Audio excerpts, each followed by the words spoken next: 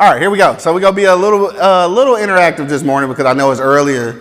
People gotta kind of wake up. So appreciate y'all for coming out again. Once again, my name is Quincy L. Lewis. I will be reading. I'll be leading the discussion today from my block to your block. All right, we're gonna be talking about podcasts and our influence that helps the community move forward.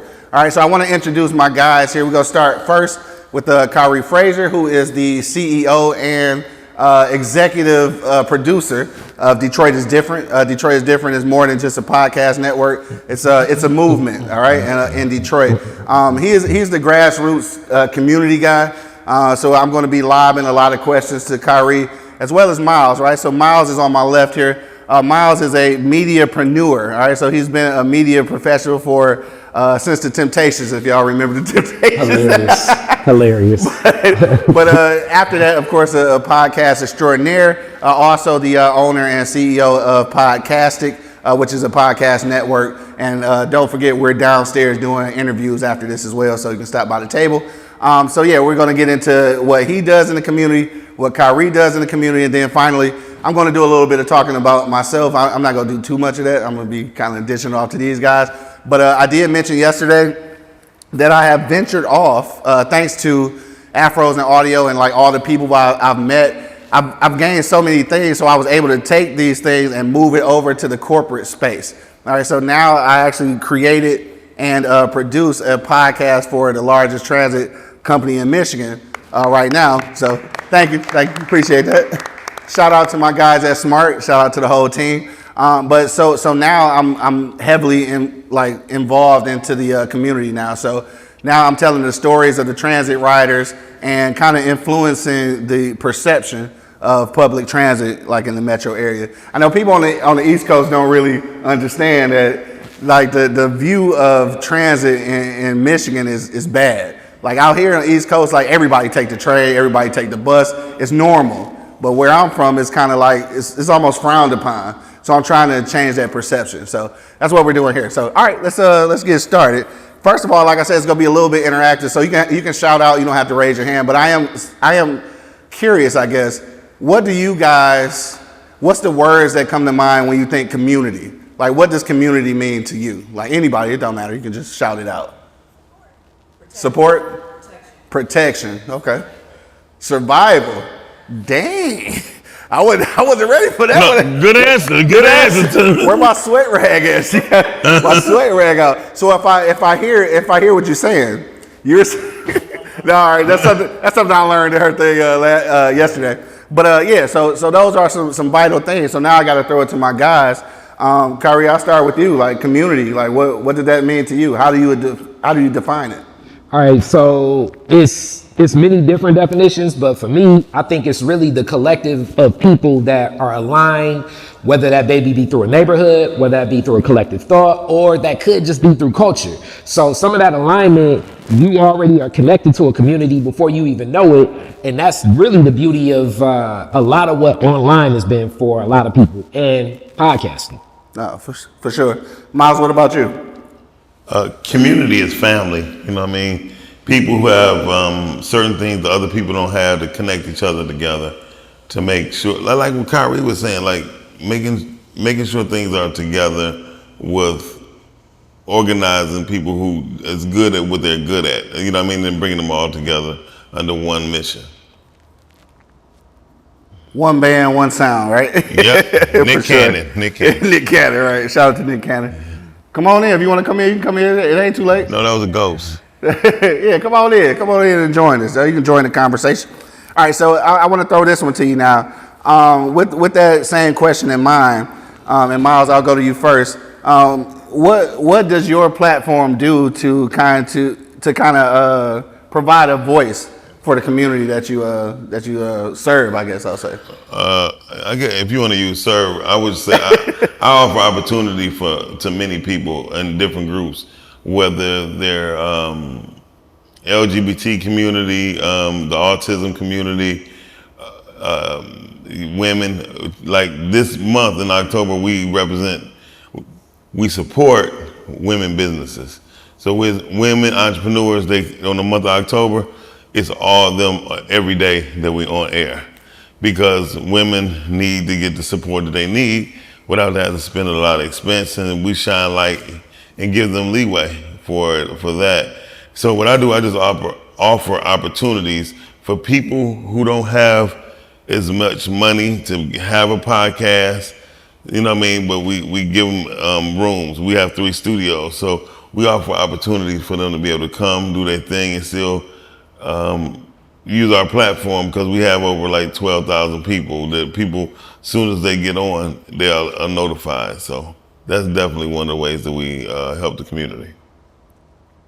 For sure. Khary, obviously I'm going to pitch that over to you. And how does Detroit is Different kind of work that platform to, serve the people?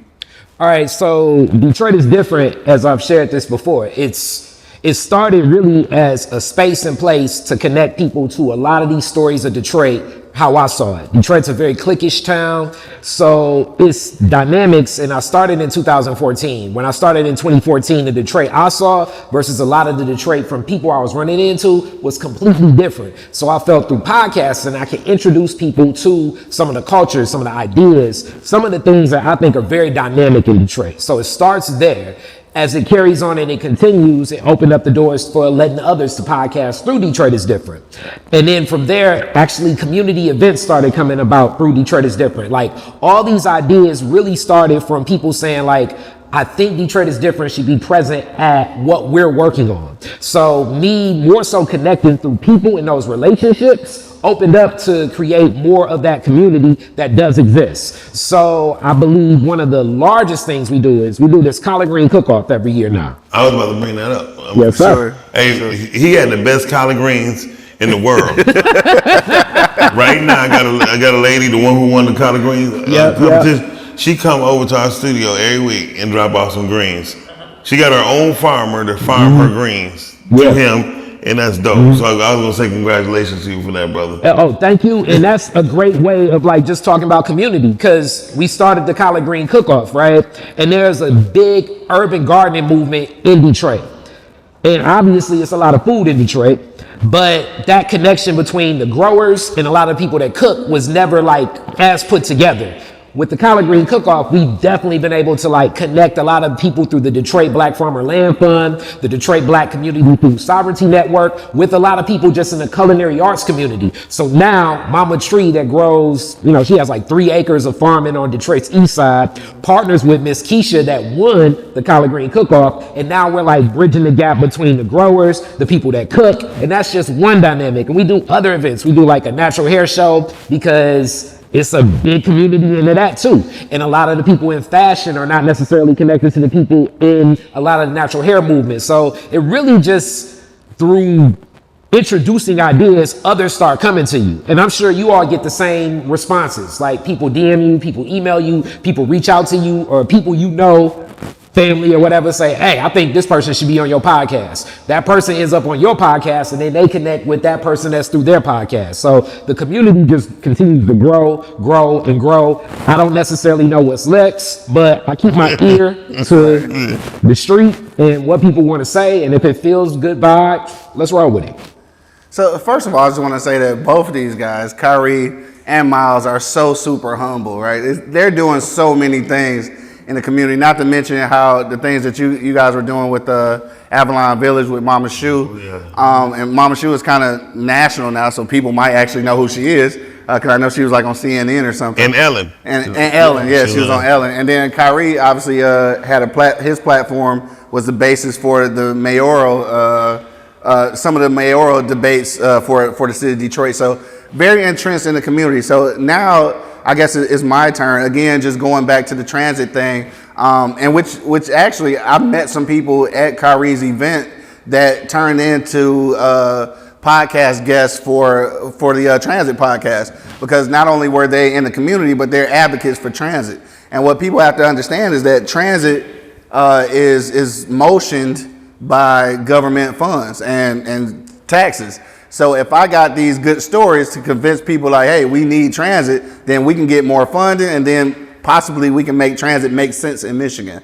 So that's kind of where I am with the community. And a conversation I was having yesterday, which I kind of want to just throw in here. I actually had it this morning as well. This is kind of aside the point. So don't let me veer too far off. But I was able to, again, like I said, take all of this information and take it over to the corporate space and kind of forge my way in there. So I say all that to say that anybody who's sitting out here now, I think a lot of people have 9 to 5s. If you can find a way to incorporate like what you do as a podcast producer, a content creator, or whatever you do, if you can bring that over to the corporate space and like make them create a position for you, like make your 9 to 5 your for real thing, like, because at the end of the day, I ain't gonna lie, and I'll probably cut this out before I post it. But I am gonna say, like, I honestly look at my 9 to 5 as a side hustle.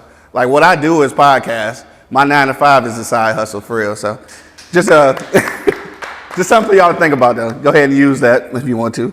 All right, so what I want to say. All right, so from here, I want to ask you two guys. Like, obviously, you're entrenched into the community, a lot of community engagement. How do you use that to like leverage for growth, whether that be financial or whatever? Like, how do you like kind of leverage that?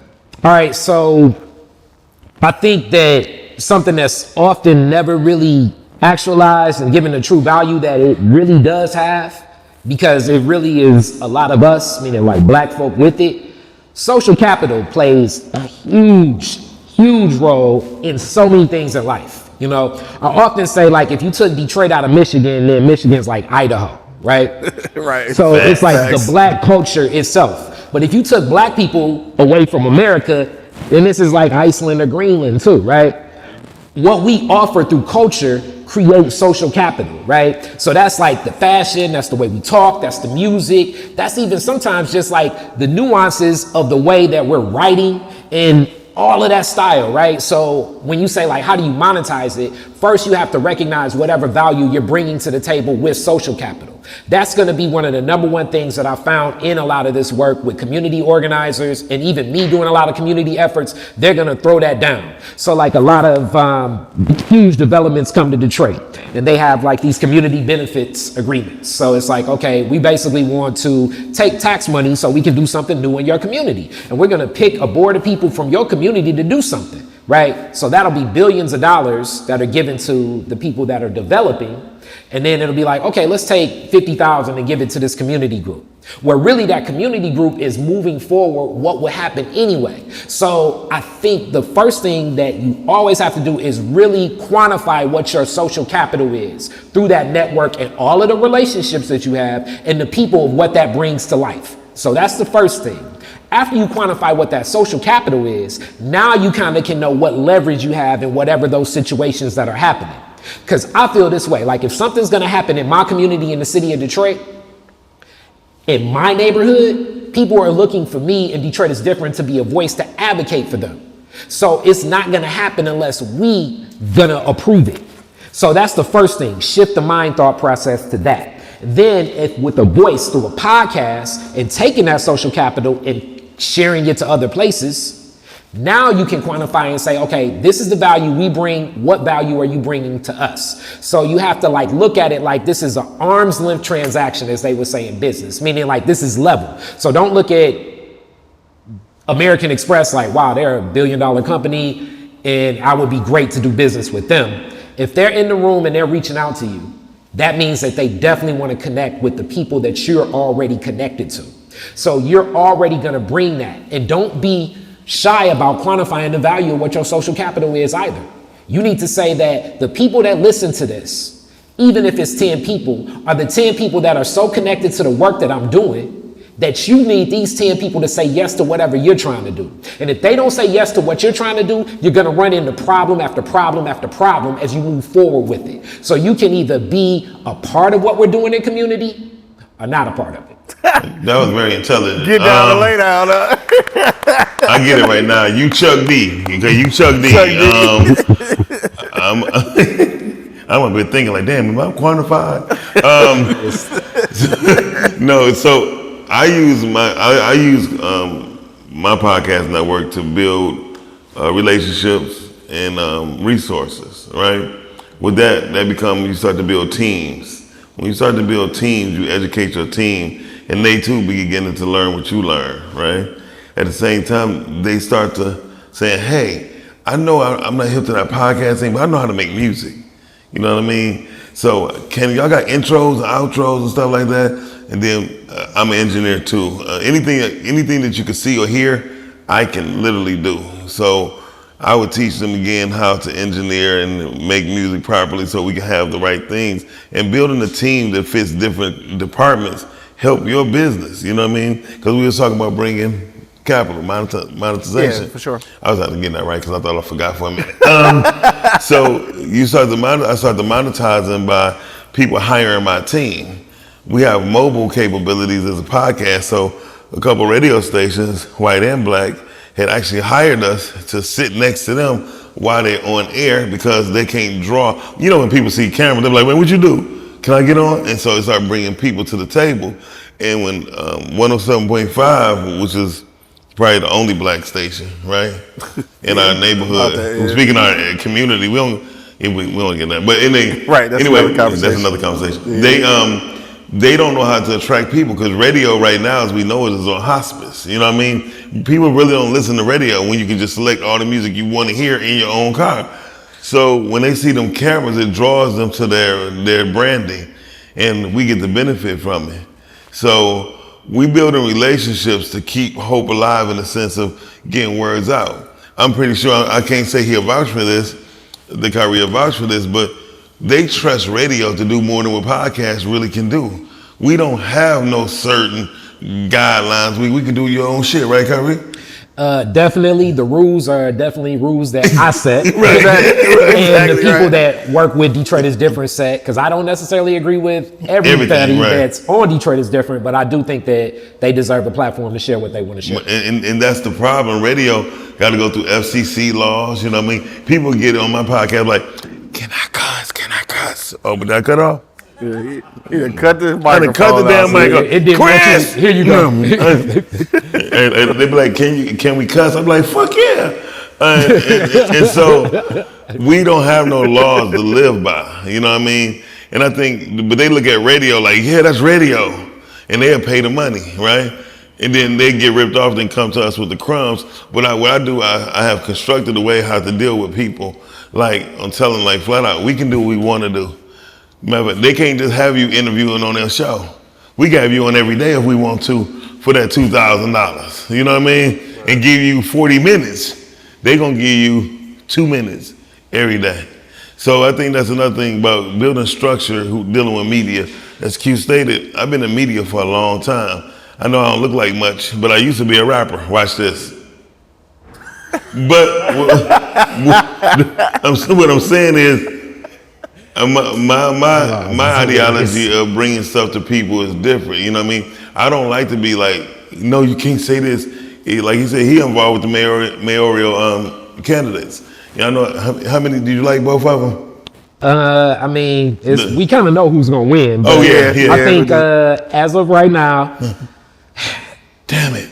As of right now, it's just tough because I know that it's going to transition back to black leadership. But I'm supportive of whatever's going to be most constructive for my city. I mean, as long as a black person wins. So, good answer. Good answer. Well, you holding your spot. I like that. Anyway, I like that. All right, Ken, bye. I think just having our own way of doing things to monetize what we're doing is the most important thing. And as long as you're in control of what you're doing is good. That's it. I can agree with that. I can agree with both you guys. Honestly, I'm a little bit different though, right? I think when we're talking about leveraging our community efforts, I think for me, the way I leverage it, like when it comes to monetization, is like this. I think somebody mentioned it yesterday in one of the panels that I watched or I sat in on, is that I leverage it to get other working opportunities. So like the things that I was doing on my, I guess you would call it, what is independent on an independent level. I took those things and leveraged it to get to the corporate space. Right. So for instance, shout out to me for winning the best producer award last night. Yes, I'm excited about that. Award-winning producer. Award-winning producer. But I said all that to say this, not to get the claps, but I love the claps. Not these claps, not the other claps. Hey, all right. Anyway, so I say that to say this, that I leverage that by saying like I've helped other voices get to where they need to go, and that's offered me other paid opportunities to work with people. So no, I might not get like sponsorships or like direct monetization, but because I'm offered other work, then that turns into money. That's so, dope, yeah, though. That's the way I look at it. So yes, yeah, let's get to the next one because I can go on and on. And real quick too, I'm glad that the air is on this morning because I'm normally so sweating, right? And I got this very small T-shirt on though, and I wanted to mention this. It's a small T-shirt. The T-shirt not small. It's not that small. Hey, I'm just big, right? Okay, I got you. But it's important though, right? Not because of all the black people on this shirt, right? There's some very influential black people on here. But all right, so I'm gonna try not to get emotional, right? So this is the 7th annual Afros and Audio. Unfortunately, it's the final one. And I broke out this T-shirt because I wore this to the very first one in Brooklyn. I'm not gonna cry. Shout out to Talib in the back. I remember, real quick, this is all off the subject because I do this because I'm a storyteller, so I get off track sometimes. But Jazz was here in the first one. She's not here this year. But I remember when I walked up with this T-shirt, she pulled me to the side. She was like, bro, that's the blackest T-shirt I ever seen. Hilarious. And so I remembered that. And then I knew this was the last one. I was like, I'm going to break that T-shirt out and I'm going to wear it again. So that kind of goes back to community though. Like this is a community space. And very much so. And I think that everybody here needs to actually leverage this community that we have. I know we have fun and we like to, we want to big up everybody with awards and like, I do a little bit of drinking after this and all of that stuff. Like all that community stuff is good, but then like you got to remember we can all help each other. Okay. And like we've been on each other's podcasts. I've taken so many jewels from like so many people. Like first of all, I want to thank y'all because a lot of people that had taught me stuff, I probably didn't thank you directly, but thank you because it's because of this community allowed me to kind of get to where I am. So that's dope. Yeah, no. Give yourselves a play. Right, give yourself a play. All right, so now I kind of want to go back to the audience again. I told you it's gonna be a little bit interactive. You can shout out. You ain't gotta raise your hand or nothing. But what I am curious is that before you started coming to Afros and Audio, had your idea of what community means changed since that first one? So anybody can or what changed? What made it change? Because I'll start while people are thinking. Before I met this community, and I tell this story a lot, so a lot of people probably heard this, but I remember when I first came to the first one with this T-shirt on, I got to the front and I was checking in and they couldn't find my name on the thing. They like, who are you, bro? I'm like, Quincy Lewis, like L-E-W, right? So they going through the thing, they can't find it. So Talib walks up. Now, mind you, I think I had a email conversation with Talib probably once or twice. He came to the door and he was like, "Oh, Q, you good? Come on in." Like, what? Like he know me. So it was from that point forward, I was like, oh shit, this is my tribe. I know that's right. This is my community, dog. So I'm gonna ask y'all that too, though. Like from the beginning, especially since like you guys just kind of popped in. Has your idea of community changed since coming to these festivals?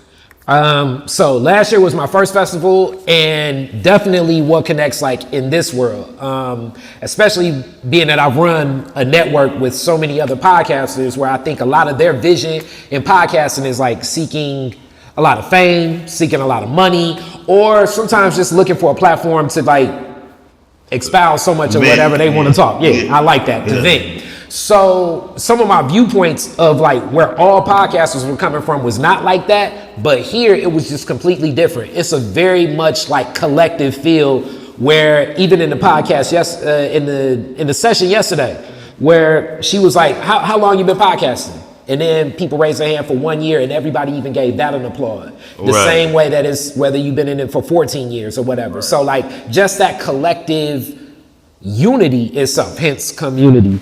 It's different and it feels different than some of the other spaces, because I know you all may have gone to other podcast events or seen other podcasters where it seems a lot more, back to the word you use, transactional, or like I don't really want to come here. I really feel like this is a space and place where if you fit and you want to walk on to another person's podcast, and if it's the vibe, you will end up on that person's podcast. actually when I got to the BPA and just the way people even responded from that, because that's where I connected to that, just a whole different type of vibe of a lot of selflessness and not the selfishness that I've seen in other podcast spaces. No, I concur with you on that one. Concur.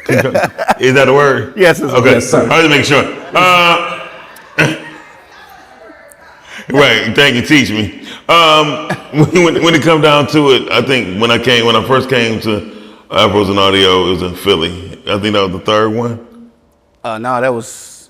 Yeah, it was I don't know. Third one in person. That's right. Yeah. Well, anyway, when I came to Philly, I met Talib, and I thought it was so dope that he was able to deal with everybody individually. You know what I mean, and understand what everybody's going through or is trying to accomplish. And I was like, dang, this ain't like at home. Cause like Khary said, we so cliquish. It's like, oh, you did one podcast? Yeah, that's cool. Get 7. You know, and I was just talking to Cola today. I was telling them that I don't care if a person did 14 or 1,400 or 2,500. Sometimes it don't matter if it's no substance. You know what I mean? It's like drinking a sugar-free pop. Yeah. You know what I mean? It don't make no sense. At the end of the day, no disrespect to people drink sugar-free pop. No. Yeah, but y'all need to get off that sugar. I don't necessarily know. I can't say that, but definitely it's a lot of shit that people are saying that I think they're looking for a response, right? So they're trying to project something to get a response, and then they don't really understand, like, when you throw that shit out there and then it comes back, what you're gonna deal with in the long run. Yeah, and I've had even people on my network say stuff, and I'm like, look, I'll put this episode up, but you know what's gonna happen after you put this up, because you know, especially like, you know, Detroit hip hop, like I assume Chicago hip hop, like probably Memphis hip hop, it can get very heated situations just from stuff you say. I mean, I ain't gonna lie, like when I went to his collard green cook-off, they're like, hey man, what you doing here with Khary? I said, Khary dope to me, you know what I mean? He was like, all right, you know he got his own podcast, right? I'm like, yes, I'm here. I was on his podcast. Yeah. So, my question is this, and I'm also a voice talent. Yes, I am. All right, so my question is this. If I want to get out into my community, right? My community, Harlem, New York. Yeah, Puffy. I want to support black businesses in Harlem with voice talent to promote their products and services. Stay with me. What is the best way? And this could be off situation to talk. What is the best way to approach businesses in the community and tell them, do you hear these tunes? I can use this to promote your business. But what is the best way to do that? And I know I can't promote every business in Harlem, but just some fundamental ways to start doing that. Oh, I got something for you. Make you about 2 or 3 samples and say, I heard your commercial today on the podcast. And then you already had pre-recorded something. Where's it at? I don't know, but I recorded it and let them hear it. Damn, that's a good one. Yeah, I do this shit all the time. That's a good one. I like that. So you do it already, right? Because the only reason, I learned this from one of my mentors, you gotta, when I approach somebody, I say, tell me a reason, tell me what I gotta say for you to say yes. So it cut out all the bullshit. It lets you know if they want to deal with you or not, right?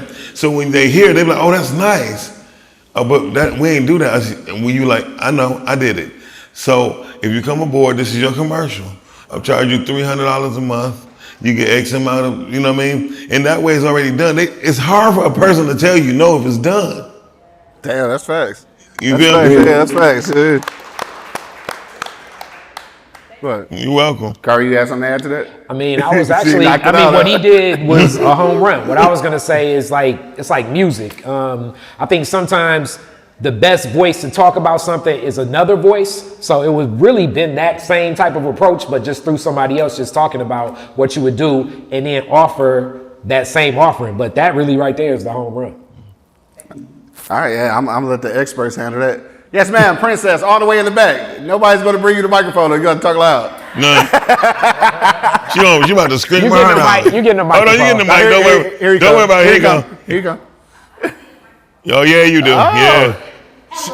Right, Oh, she's a voice professional too, though. Right? Okay. Good morning, everyone, and thank you so much. I just wanted to say thank you so much for having me.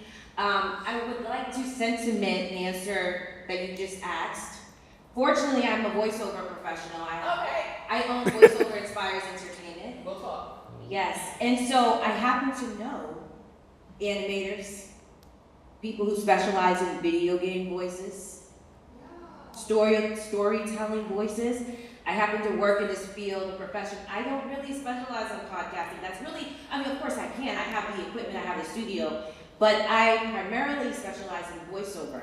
So if you have a need, I would say reach out to me, DM me at Princess We Voice is my Instagram, because I can't be everywhere, but I'm here right now. And so because I'm here right now, I can share with you that I might have resources to offer. That's the community so work. Maybe, and it's not necessarily, That's it. maybe you need a kid voice, maybe you need an adult male, but I think I can help you. Have a good day, thank you. Thank you, Q, for the shout out. For sure, all day. And look, so like Khary said, he didn't have a microphone, so y'all didn't hear him, but that's what we're talking about right there, though. Community. Like, that can't happen like somewhere else. Like, it's not gonna happen. And I'm gonna tell you like this too, because I go to a lot of podcast conferences, ours as well as others. And like when I go to the others, like what's crazy though is like I ran into Talib and my crew. I think we were in DC at one of the podcast movements, and it's like I gravitated to my tribe like all the time, because even though you look around, you think there's a lot of people doing a lot of podcasts, but when you go into like, I guess what we call quote unquote mainstream, we are still this small. So like, just keep it pushing, dog. I think we only got like 5 minutes, so if you got some more questions, I guess we just take some questions. You right here. You don't need no mic. No, I got you. You just didn't want to get your ass up. Yeah, I really didn't. I didn't want to get up. All right, I think this will go into community, and this goes to you, Khary. I know this morning I walked into you and I was trying to figure out who you are. Now I can connect the dots. Detroit is different. Shout outs to Talib for putting you out. I think that monthly thing you do in February, and that was a dope conversation. I think Thank you you. should come and listen to it. Thank you. And now I know who you are. Okay. All right, there we go. Same person. All right, my thing is, you talked about Detroit is different. People are cliquish. And I think I can call you a community leader by the way you interact with the people. How do you bring the community together with these nuances and cliquishness? Because some people will be, I'm from Dallas. Some people say, I live in Dallas, I'm not going to go to Fort Worth. It's just an hour away. But they have this kind of cliquish thing that goes on between. How do you try and mesh this together and bring the community together? Yo, Detroiters down in Dallas too, man. I got people in Oak Cliff, Fort Worth, Dallas. but yeah, man. So it really kind of goes through like an offering. Like you have an offering through Detroit is different. I'm allowing you to tell your story. And like Miles even says, and Q, like my style of interview really starts with like the roots of how this family got to Detroit, and really what's your relationship with Detroit. When I have an interview, I feel like it's myself, who I'm interviewing, in Detroit, and all I've gathered about Detroit in the room together.